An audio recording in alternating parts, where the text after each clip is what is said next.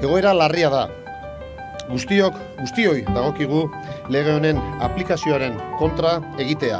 Guztioi eragiten digulako zuzenean. Erakunde eta alderdi politikoen erantzuna ere erasoaren tamainakoa izan behar da.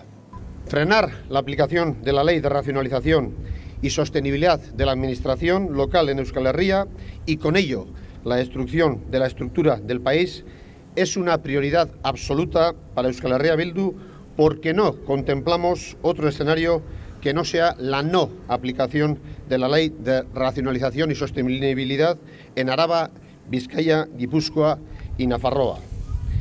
Y subrayamos la no aplicación. Eso quiere decir que no aceptamos que nos den manga ancha, que no aceptamos como un mal menor poder realizar modificaciones a una ley absolutamente inasumible.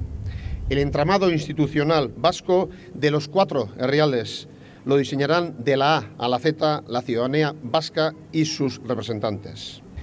Euskal Herriaren subiranotasun falta da eraso hau posible egiten duena. Subiranotasun politiko eta ekonomikoa ez izateak Madrilgo gobernuaren menpe uzten gaitu. Honek gure udalen eraketa ere inposatu dezake, gure nahia entzun gabe, euskal gizarteari galdetu gabe, eta gure errealitate propio eta ezberdina kontutan hartu gabe. Arrisku honi aurre egiteko modua zein den argi daukagu.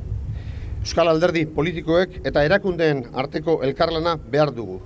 Gizartearen babesa ez duen legeak Euskal Herrian inolako eraginik ez duela izango ziurtatzeko. Euskal Herrian sortu eta Euskal Herria helburu duten akordio zabalak behar ditugu. Euskal Herria Bilduren konpromisoa hau da. Ez ditugu Euskal erakundeak Madrilen esku utziko. Eskerrik asko.